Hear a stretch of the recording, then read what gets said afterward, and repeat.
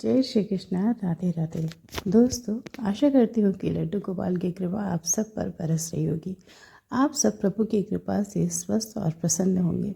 ऐसे ही लड्डू गोपाल आप सबकी सारी मनोकामनाएं पूरी करती रहें, सारी इच्छाएं पूरी करती रहें। दोस्तों, जब हम अपने जीवन में भक्ति करते हैं, कोई त्याग करते हैं, किसी के लिए दुख सहते हैं, तो उसके बदले में भगवान ज़रूर हमें कुछ अच्छा देते हैं। इसके बदले में भगवान हमें अपना साथ देते हैं, अपनी भक्ति देते हैं। और एक बार जब हम भक्ति को अपना लेते हैं दोस्तों, तो हमारा सारा जीवन शुभ हो जाता है। हमारी नकारात्मकताएं भी सकारात्मकता में बदल जाती है। भगवान की कृपा से, प्रभु के आशीर्वाद से हमें वो सब कुछ मिलता है जो हमारे भाग्य में भी नहीं होता।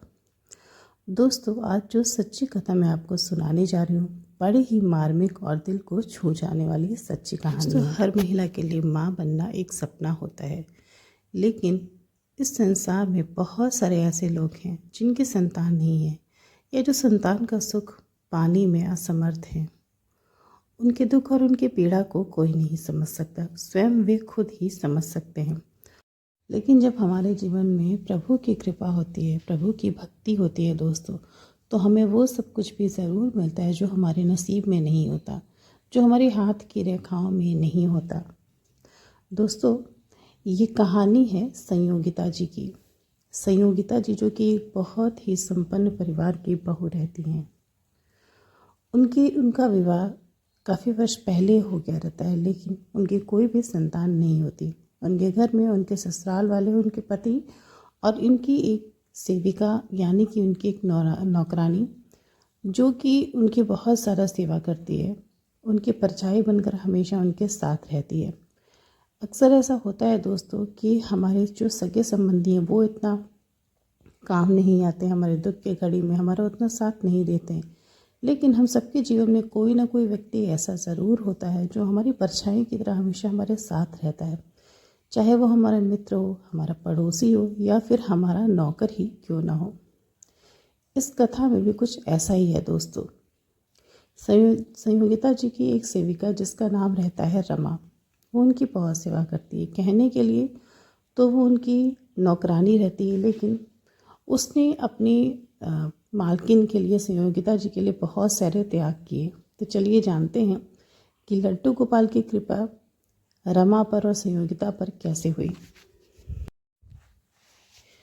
संयोगिता जी जो है वो बहुत ही संपन्न परिवार में विवाह के बाद आई रहती हैं। उन्हें किसी भी तरह की कोई भी कमी नहीं होती, लेकिन विवाह के काफ़ी वर्ष बाद तक उन्हें संतान नहीं होती है।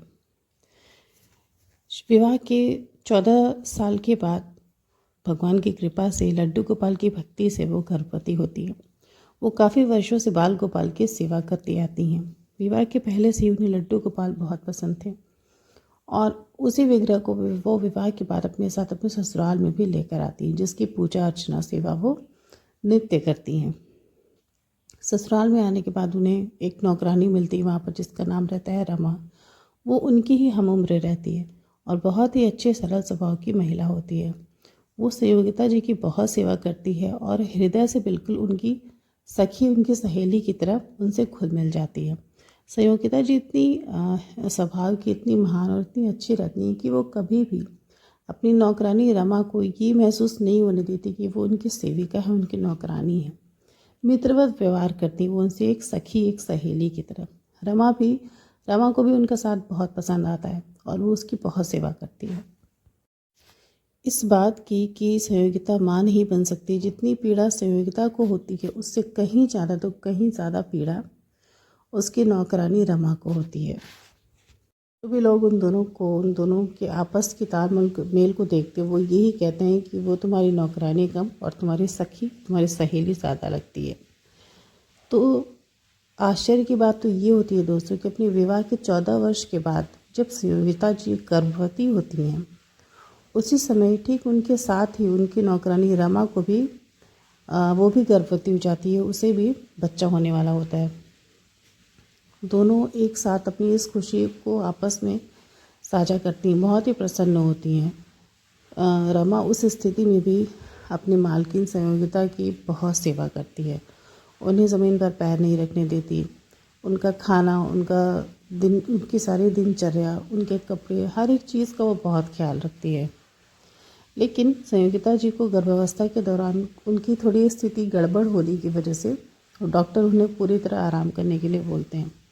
और रमा अपनी पूरी गर्भावस्था के दौरान भी संयोगिता की बहुत सेवा करती। एक पैर पर उनकी हर एक सेवा के लिए वो खड़ी रहती। वो यहाँ तक कि भूल जाती है कि मैं गर्भवती हूँ, मुझे बच्चा होने वाला है। अपनी पीड़ा, अपने कष्ट को भूल कर वो संयोगिता की सेवा करती है।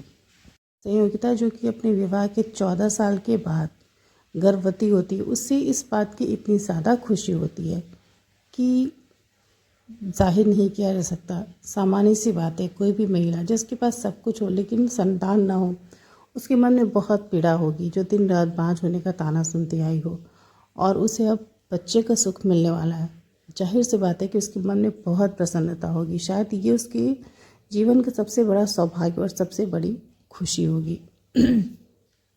करते करते 8-9 महीने बीत जाते हैं और दोनों की प्रसव का यानी कि डिलीवरी का जो समय होता है वो भी एक ही होता है। एक ही महीने में दोनों का प्रसव होने वाला होता है। वो दिन आता है जब संयोगिता जी हॉस्पिटल में एडमिट होती हैं और उनकी डिलीवरी होती है। उन्हें एक बेटा होता है। उधर उनकी जो नौकरानी होती है रमा, उसे भी उसी दिन बेटा पैदा होता है। लेकिन संयोगिता का जो बच्चा होता है उसकी तबीयत गड़बड़ होने की वजह से उसी समय 1-2 दिन के अंदर उसकी मृत्यु हो जाती है।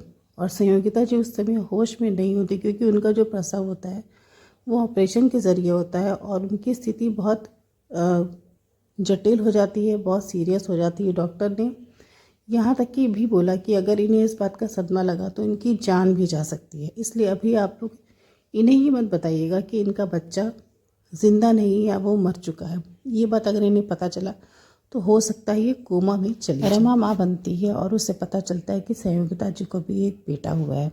वो अपने साथ साथ अपनी मालकिन के लिए भी बहुत प्रसन्न होती है, बहुत खुश होती है। लेकिन कुछ समय बाद जब उसे पता चलता है कि उनका बच्चा मर चुका है, वो इस दुनिया में नहीं है, रमा बहुत दुखी होती है। बच्चे के बारे में सोचकर नहीं, वो ये सोचती है कि अगर संयोगिता जी को ये पता चला तो उनकी क्या स्थिति होगी, क्योंकि इस बच्चे का वो बेसब्री से इंतज़ार कर रही थी। इतने वर्षों के बाद उन्हें माँ बनने का सुख मिल रहा था। अगर इस सुख से वो वंचित रह गई तो उन पर दुख का पहाड़ टूट पड़ेगा और वो इस दुख को सहन नहीं कर पाएंगी। ये बात रमा को अच्छी तरह से पता थी, क्योंकि वो एक सहेली की तरह उनके साथ रहती थी। उनके मन की सारी स्थिति को रमा बहुत अच्छे से समझती थी। रमा के मन में ये बात घर कर गई थी कि इस दुख को संयोगिता सहन नहीं कर पाएगी। रमा अपने प्रसव के कुछ दिन बाद ही संयोगिता को हॉस्पिटल में देखने के लिए जाती है। वो होश में नहीं रहती, उसकी स्थिति बहुत ख़राब रहती है, क्योंकि उसके शरीर से बहुत ज़्यादा खून बह चुका होता है। रमा उसको देखती है और बहुत दुखी होती है। इस बात का दुख बहुत होता है कि उसका बच्चा नहीं बच सका, वो इस दुनिया में नहीं रहा।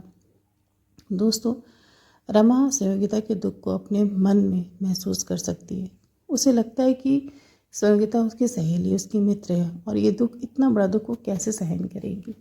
रमा के मन में बार बार आ रहा था कि वो अपनी सहेली के लिए, अपने मित्र के लिए ऐसा क्या करे कि उसे नया जीवन मिले।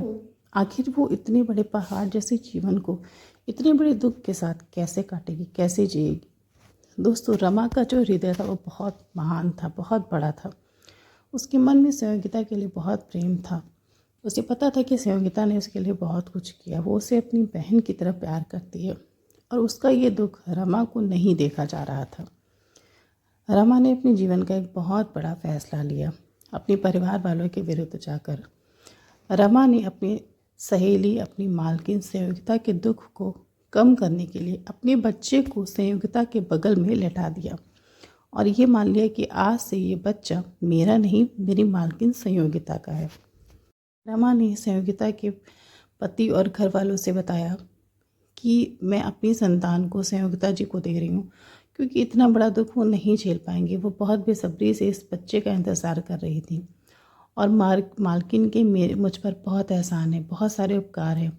उन्होंने मुझ पर बहुत उपकार किए। उनका ये दुख मैं अपने होते हुए उन्हें ये दुख झेलने नहीं दे सकती। मुझे पता है जब मेरी मालकिन होश में आएंगी तो अपने बच्चे को ढूंढेंगी, उसे छूना चाहेंगी, उसे अपने आँखों से देखना चाहेंगी और अगर वो उन्हें नहीं मिला तो वो इस दुख को सहन नहीं कर पाएंगी। इसलिए ये बच्चा आज से मेरा नहीं, मालकिन का है, संयोगिता जी का है। संयोगिता के पति रमा के इस त्याग को देखकर उसके आभारी हो गए, उसे बहुत धन्यवाद किया और बोला कि तुम्हारा ये उपकार हम कभी जीवन में नहीं भूलेंगे। रमा अपने बच्चे को संयोगिता को देकर वापस आ गई। थोड़ी देर के बाद संयोगिता को होश आया और उसने देखा कि उसके बगल में वही बच्चा सोया है जो कि रमा जिसे रमा ने जन्म दिया था। लेकिन संयोगिता को ये बिल्कुल नहीं पता था कि ये बच्चा उसका नहीं, रमा का है। संयोगिता ने अपने बच्चे को देखा, उसे प्यार किया, वो बहुत प्रसन्न थी। उसे ऐसा लगा मानो लड्डू गोपाल ने उसकी अंतिम इच्छा उसके जीवन की पूरी कर दी। इसके बाद संयोगिता की और कोई भी इच्छा बाकी नहीं थी। संयोगिता कुछ दिन के बाद अपने बच्चे को लेकर अपने घर हॉस्पिटल से डिस्चार्ज होकर वापस आ गई। उसका जीवन बदल गया, उसके जीवन में नई खुशी आई, वो माँ बन गई। बस उसे अब एक ही उम्मीद थी कि अपने बच्चे के मुंह से वो जल्दी से माँ शब्द सुने। ये सुनकर उसे वो सारी खुशियाँ मिल जाती जो अभी तक नहीं मिली थी, जिसके लिए वो तड़प रही थी। कुछ दिनों के बाद रमा भी संयोगिता के घर उसकी सेवा के लिए आने लगी। दोस्तों, अपने बच्चे को होते हुए भी उसे प्यार ना कर पाना, उसे छू ना पाना, उसे अपना न कह पाना एक बहुत बड़ी कमी, एक बहुत बड़ा दुख है। लेकिन रमा का हृदय इतना बड़ा था कि अपनी सहेली, अपनी मालकिन के लिए उसने ये त्याग भी हंसते हंसते कर दिया। वो संयोगिता के घर उसकी सेवा के लिए आने लगी। उसके मन में बस एक ही संतोष था कि मेरा बच्चा एक बहुत ही अच्छी इंसान के पास है जो उसकी माँ है और एक बहुत ही अच्छे परिवार में है। मेरे ऐसा करने से मेरे बच्चों को भी अच्छा जीवन मिल जाएगा और एक माँ जिसकी गोद सूनी है, जो अपने बच्चे के बिना नहीं जी सकती, उसकी गोद भी भर जाएगी। और वैसे भी संयोगिता जी के मुझ पर बहुत सारे उपकार हैं, उनके उपकार को मैं नहीं भूल सकती। ये सोचकर रमा इतना बड़ा त्याग करती रही। वो अपने बच्चे को दिन प्रतिदिन देखती बड़ा होते होते। उसके मन में बहुत टीस उठती कि अपने बच्चे को प्यार करे, छुपे। लेकिन उसने बहुत संतोष किया और अपने बच्चे को संयोगिता की गोद में देखकर बस खुश होती रही। संयोगिता जब भी कहीं बाहर जाती, रमा उनके बच्चे को संभालती, एक माँ की तरह देखती, उसे खाना बनाकर खिलाती, उसे नहलाती, उसके साथ खेलती। उसके मन की भी इच्छा पूरी हो जाती और वो अपने बच्चे को प्रसन्न, खुश देखकर, संपन्न देखकर बहुत खुश होती। संयोगिता का काम सिर्फ लड्डू गोपाल की सेवा करना था। अगर हम कायदे से देखें तो उसके बेटे, जिसका नाम माधव था, माधव का पालन पोषण रमा ने ही किया अपनी सहेली की सेवा समझकर। और वैसे भी मन ही मन अपने बेटे माधव को संयोगिता की गोद में देखकर वो अपने बेटे की दृष्टि से उसे प्यार करती थी, उसकी सेवा करती थी। बस वो इस बात को माधव को जाहिर नहीं होने देती थी क्योंकि उसकी माँ अब संयोगिता थी। दोस्तों, वर्ष बीतते गए, समय बीतता गया, माधव बड़ा हो गया। संयोगिता और रमा उन दोनों की उम्र बढ़ती गई, बुढ़ी होती गई। समय बीतता गया, माधव ने अपनी पढ़ाई पूरी की और वो बहुत अच्छी सी नौकरी करने लगा। अचानक से संयोगिता की तबीयत थोड़ी ख़राब रहने लगी और उसे टीबी नाम की बीमारी हो गई, जो कि बहुत ही गंभीर रूप ले ली। उसे खून की उल्टियाँ होने लगी, उसकी तबीयत दिन पे दिन ख़राब होने लगी। लेकिन रमा अभी भी उसकी सेवा में लगी रही, उसने उसकी बहुत सेवा की। उसका बेटा माधव अब नौकरी करने जाने लगा। वो भी अपनी माँ को इस स्थिति में देखकर बहुत परेशान रहता था। हमेशा रमा से बोलता था कि मेरी माँ अच्छी तो हो जाएगी ना, मुझे अपनी माँ को ठीक करना है, मैं अपनी माँ के बिना नहीं रह सकता। रमा उसकी स्थिति को भी समझती थी। धीरे धीरे संयोगिता की स्थिति बिगड़ती गई और कुछ घर में कुछ महीनों के बाद संयोगिता उस घर की टीबी रोग के कारण घर में सबकी बहुत प्रिय थी। उसका स्वभाव बहुत अच्छा था, वो सबसे बहुत प्रेम करती थी, इसलिए उसके जाने का दुख घर के हर सदस्य को था, खासकर उसके बेटे माधव को। उसकी जैसे दुनिया ही लुट गई।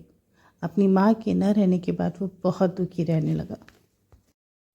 रमा ने उसे बहुत समझाया कि बेटा, ये विधि का विधान है, ऐसा तो एक दिन सबके साथ होना है, तुम चिंता मत करो, तुम्हारे साथ तुम्हारी माँ की यादें और मैं तुम्हारी सेवा के लिए हमेशा रहूँगी।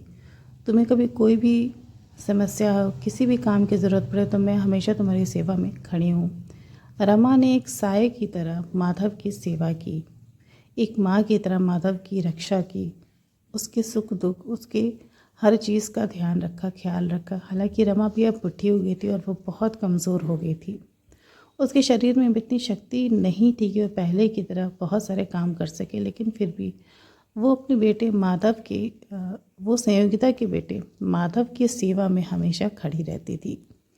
माधव की सेवा में वो अपना सब कुछ भूल गई थी। वो इस दृष्टि से उसकी सेवा नहीं करती थी कि वो उसका बेटा है। संयोगिता ने ये जिम्मेदारी उसे दी थी, ये सोचकर वो माधव की सेवा करती रही।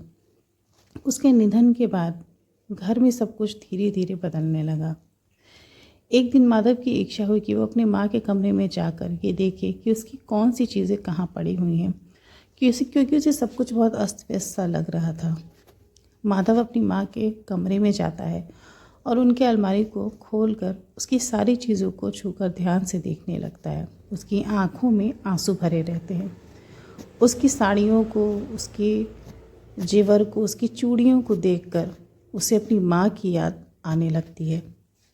उसे अपना बचपन याद आ जाता है कि वो उसकी माँ उसे कैसे प्यार करती थी, उसे अपने हाथों से खाना खिलाती थी, उसे स्कूल पहुंचाने जाती थी, उसे पढ़ाती थी। अपनी माँ को वो याद करके बहुत रोता था। अपनी माँ संयोगिता के सामान को देखते देखते अचानक अलमारी में उसे एक चिट्ठी मिलती है। वो उस चिट्ठी को निकालता है और बिस्तर पर बैठकर आराम से उसे खोलता है, धीरे धीरे उसे पढ़ने लगता है।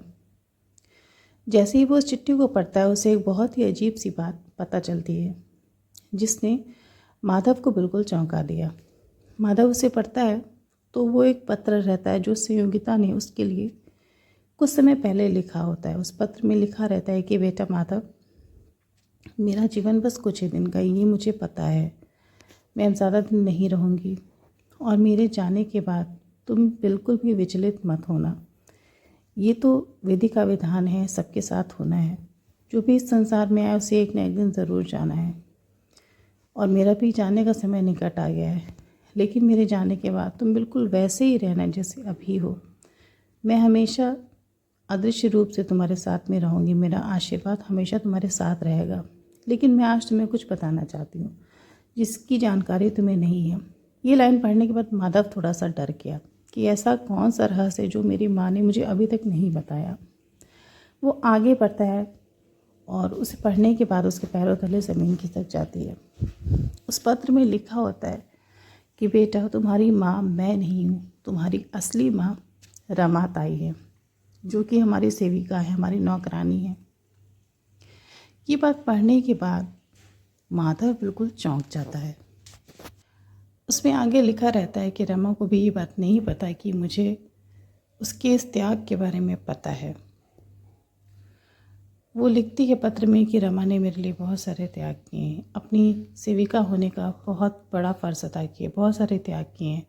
ऐसा कोई भी नहीं कर सकते कि अपनी संतान को किसी दूसरे की गोद में डाल दे, लेकिन रमा ने ये त्याग किया है हमारी दोस्ती के लिए, हमारे अपना फ़र्ज़ निभाने के लिए, अपनी ईमानदारी दिखाने के लिए। रमा बहुत महान है। वो चिट्ठी पूरी पढ़ने के बाद माधव की आंखें भर आती हैं। उसे विश्वास नहीं होता कि कोई इतना बड़ा त्याग कर सकता है, वो भी अपनी संतान के साथ, अपने बच्चे को किसी दूसरे की गोद में डाल सकता है। वो सोचता है मन ही में कि मैंने तो कभी इस बात को महसूस ही नहीं किया कि वो मेरी माँ है, क्योंकि उनका व्यवहार ही ऐसा नहीं था। उसे समझ में आता है कि रमा ने सच में कितना बड़ा त्याग किया, अपने बच्चे को अपनी आंखों के सामने एक बार भी किसी को अनुभव होने नहीं दिया कि वो ही हमारी माँ है, मैं उनका ही बेटा हूँ। वो चिट्ठी को पूरा पढ़ता है। उसमें लिखा होता है कि मेरे जाने के बाद तुम रमा का साथ कभी मत छोड़ना, क्योंकि मेरे सिवा उसका अब इस दुनिया में कोई नहीं था। जब उसने अपने बच्चे को मुझे दे दिया तो उसके परिवार वालों ने भी उसका साथ छोड़ दिया। उसके इस त्याग को कोई भी नहीं समझता था। बेटा माधव, रमा बहुत अकेली है, मेरे जाने के बाद तुम उसका ज़रूर ख्याल रखना, क्योंकि उसने तो मेरी बहुत सेवा की, लेकिन मैंने एक मालकिन का और एक सहेली का फ़र्ज़ कभी उसके साथ नहीं निभा पाई। उसे सहारे की ज़रूरत है, तुम उसका सहारा बनना, कभी भी उसे अकेला मत छोड़ना। ये चिट्ठी पूरी पढ़ते पढ़ते माधव की आंखें भर आई थी और उसने चिट्ठी को वापस मोड़कर उसी स्थान पर रख दिया। वो कमरे से बाहर निकलने लगा और देखा कि रमा बाहर ही खड़े होकर उसे देख रही थी। वो रमा की तरफ देखता है और उसकी आंखों से आंसू जो भरे हुए थे वो छलक कर नीचे गिरने लगते हैं। रमा हैरान रह जाती कि माधव क्यों रो रहा है। उसे चिंता होने में माधव रमा से कहता है कि ताई, माँ की कुछ चीज़ें कमरे में पड़ी हैं, उन्हें आप अपने साथ ले जाइए। उन्हें यहाँ इस्तेमाल करने वाला कोई भी नहीं है, आप ले जाएंगी तो आपके काम आ जाएंगी।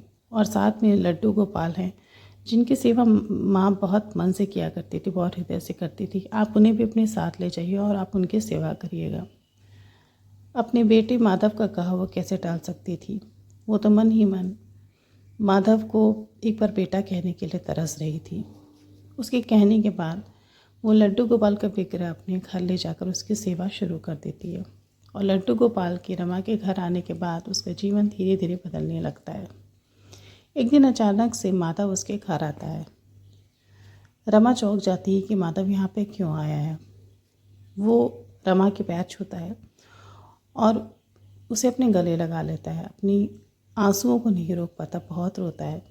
रमा हैरान रह जाती कि इतना रो क्यों रहा है। पूछती है कि आपको क्या हुआ, आप क्यों रो रहे हैं। माधव रोते रोते उसे माँ कहता है कि तुमने मुझसे ये बात क्यों छुपाई कि मेरी माँ तुम हो। इतना बड़ा त्याग चुपचाप करती रही। रमा मौन हो जाती है और उसकी बातों को चुपचाप खड़े होकर सुनती रहती है। वो कहती है कि मैंने वही किया जो मुझे करना चाहिए था। संयोगिता जी मेरी बहुत अच्छी मित्र थी और मेरी मालकिन थी तो मैं नौकर, लेकिन उन्होंने मेरे साथ हमेशा एक मित्र का व्यवहार रखा, कभी कोई भेदभाव नहीं किया। उनके इतने बड़े दुख को मैं नहीं देख सकती थी अपने होते हुए, इसलिए मैंने तुम्हें उनकी गोद में डाल दिया। यही उनके लिए अच्छा था और तुम्हारे लिए भी यही अच्छा था। अगर मैंने तुम्हें उन्हें नहीं दिया होता तो शायद तुम आज मेरे साथ गरीबी झेल रहे होते। तुम्हारी इतनी अच्छी परवरिश नहीं होती, तुम पढ़ लिख नहीं सकते थे। मेरा इतना बड़ा त्याग करना आज सफल हुआ। तुम अपने जीवन में सफल हो गए, तुम्हारी पढ़ाई अच्छी हो गई, तुम नौकरी करने लगे, सफल हो गए। मुझे और क्या चाहिए। एक साथ मेरे दोनों ही काम बहुत अच्छे से संपन्न हो गए। मैंने संयोगिता का दुख भी दूर कर दिया और तुम्हें अच्छा भविष्य मिल गया। अपनी माँ रमा को एकटक को देखता रहा और मन ही मन सोचता रहा कि कोई इतना बड़ा त्याग कैसे कर सकता है। वो कहता है अपनी माँ से कि माँ, मेरे सामने होते हुए तुमने अपने वात्सल्य को कैसे संभाला, तुमने माँ की ममता को कैसे रोका, तुमने एक बार भी मुझे प्यार नहीं किया, एक बार भी बेटा कहकर नहीं पुकारा। तुम्हारा दिल बहुत बड़ा है, तुम बहुत महान हो। इतना बड़ा त्याग मैं तो क्या संसार का कोई भी व्यक्ति नहीं कर सकता। तुम धन्य हो, स्वयं भगवान हो। ये क्या कर वो अपनी माँ से कहता है कि तुमने अपना फ़र्ज़ निभाया, अपनी ईमानदारी से मेरी माँ की सेवा की, संयोगिता की सेवा की, लेकिन अब मेरा समय है तुम्हारे उपकार को चुकाने का। मैं अपने फ़र्ज़ से बिल्कुल पीछे नहीं हटूँगा। मेरे रहते हुए तुम इस तरह यहाँ पर इस गरीबी में नहीं रहोगी। तुम मेरे साथ उसी घर में रहोगी जहाँ पर तुम्हारे मित्र, तुम्हारी मालकिन रहा करती थी। रमा उससे कहती है कि नहीं बेटा, मेरा संसार बस यही है। मेरा संसार अब लड्डू गोपाल हैं। मेरे जीवन में अब ऐसी कोई खुशी नहीं जो मुझे पानी, मुझे सब कुछ मिल गया क्योंकि तुम सफल हो गए। मैंने संयोगिता जी जैसी मित्र पाई, सहेली पाई, तुम जैसा बेटा पाया। मुझे और क्या चाहिए। और अब मुझे लड्डू गोपाल की भक्ति मिल गई है। मुझे बस यहीं रहना है और मुझे भक्ति करने दो, बाल गोपाल की सेवा करने दो। तुम मेरी आंखों के सामने रहो, स्वस्थ रहो, ठीक रहो, बस मुझे यही चाहिए। रमा उसे बहुत समझाती है और कहती है कि मैं यहीं पर ठीक हूँ, मुझे किसी भी तरह का सांसारिक सुख या ऐशो आराम नहीं चाहिए। मुझे अब बस लड्डू गोपाल की भक्ति करनी है। उसका बेटा माता उसकी बात को समझ जाता है। माँ रमा से कहता है कि ठीक है, अगर तुम वहाँ नहीं चल सकती तो मैं तुम्हें इस स्थिति में नहीं छोड़ सकता। मैं यहाँ पर तुम्हारे साथ ही रहूँगा। दोस्तों, माधव और रमा दोनों एक साथ वहाँ पर रहने लगे। माधव अपनी माँ की सेवा करने लगा। अपनी माँ, पहली माँ संयोगिता को रोज़ याद करता, उसके लिए रोता, लेकिन रमा को अपनी जिम्मेदारी की तरह वो पूरी करने लगा, उसकी सेवा करने लगा। उसे कोई भी काम नहीं करने देता था। रमा अब सिर्फ लड्डू गोपाल की सेवा करती थी और भक्ति करती थी। तो दोस्तों, रमा ने अपने जीवन में जो त्याग किया, जो बलिदान किया, वो कोई महान व्यक्ति ही कर सकता है। किसी को खुशी देना बहुत मुश्किल होता है। किसी से कुछ लेना, सुख लेना, आनंद लेना, ये तो हम सबके लिए बहुत आसान है, लेकिन किसी को सुख देने की भावना, खुशी देने की भावना ये सब में नहीं होती जो रमा के अंदर थी।